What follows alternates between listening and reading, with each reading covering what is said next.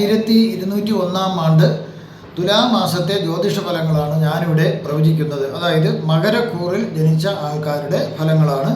ഉത്രാടം നക്ഷത്രത്തിൻ്റെ അവസാന മുക്കാൽ ഭാഗവും തിരുവോണം നക്ഷത്രവും അവിട്ടം നക്ഷത്രത്തിൻ്റെ ആദ്യ പകുതിയും ചേർന്നതാണ് മകരക്കൂർ എന്ന് പറയുന്നത്. 18-10-2025 മുതൽ 16-11-2025 വരെയുള്ള ഒരു മാസ കാലയളവിലെ പ്രവചനങ്ങളാണ് നടത്തുന്നത്. 18-10-2025 രാത്രി 9:35 ഗുരു മിഥുനൻ രാശി വിട്ട് കർക്കിടക രാശിയിലേക്ക് വന്ന് ചേരുന്നു. ഇത് പുണർ നക്ഷത്രത്തിലാണ് ഗുരു ചേരുന്നത്.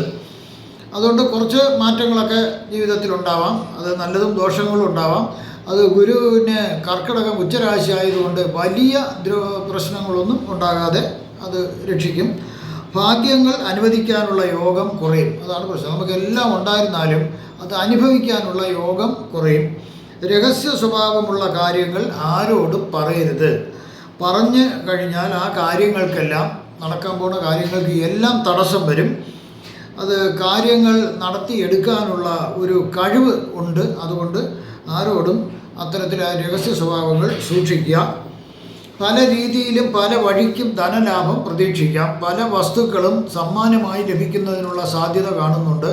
വാദം, വെരിക്കോസ്, മൂലക്കുരു, മസിൽ പിടുത്തം, കൈകാൽ വേദന, മറ്റു കോച്ച് വലികളായിട്ടുള്ള വേദന, ഇവയെല്ലാം തന്നെയും ഒരു ശരിയായ ചികിത്സ ഈ മാസം ലഭിക്കുകയും ആ അസുഖങ്ങളെല്ലാം ഭേദമാകുകയും ചെയ്യും. വീട്ടിലേക്ക് വേണ്ടുന്ന ഉപകരണങ്ങൾ വാങ്ങുവാൻ സാധിക്കും.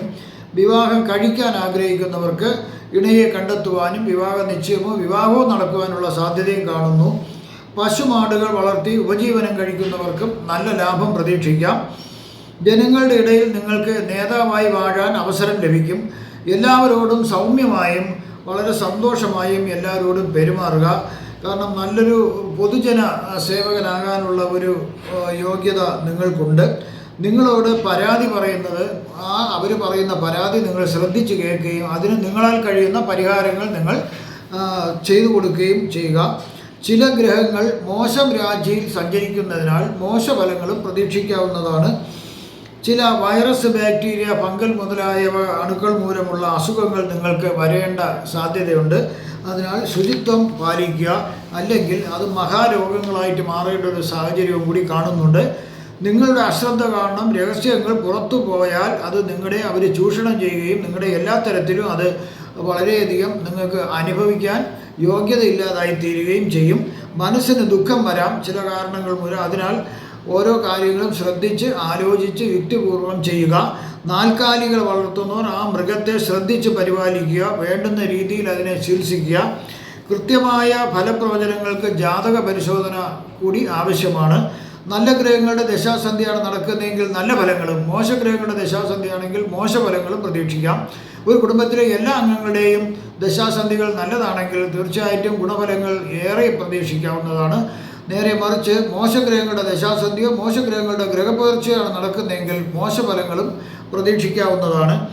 ഒരു ജ്യോതിഷ പണ്ഡിതനെ കണ്ട് ജാതക പരിശോധന നടത്തുന്നത് നല്ലതായിരിക്കും. അദ്ദേഹത്തിൻ്റെ അഭിപ്രായപ്രകാരം പരിഹാര പൂജകൾ വലിയ ആവശ്യമുണ്ടെങ്കിൽ നിങ്ങളെ കഴിയുന്ന രീതിയിൽ ചെറിയ പൂജകളൊക്കെ ചെയ്യുക. ദോഷപരിഹാരങ്ങൾക്ക് അത് പ്രാപ്തമാകുന്നതാണ്. നിങ്ങൾക്ക് വാസ്തുപരമായോ പൂജാപരമായോ മുഹൂർത്തപരമായോ ഉള്ള കാര്യങ്ങൾക്ക്, പൂജപരമായുള്ള കാര്യങ്ങൾക്ക് എന്നെ ഫോണിലോ വാട്സപ്പിലോ ബന്ധപ്പെടുക. ഈ തുലാമാസത്തിൽ നിങ്ങൾക്ക് സർവ്വവിധ സുഖ സമ്പൽ സമൃദ്ധി, ദീർഘായുസ്, ആയുസ്, ആരോഗ്യ സൗഭാഗ്യങ്ങൾ ഭഗവാൻ നൽകുമാറാകട്ടെ എന്ന് ഞാൻ പ്രാർത്ഥിക്കുന്നു. നന്ദി, നമസ്കാരം.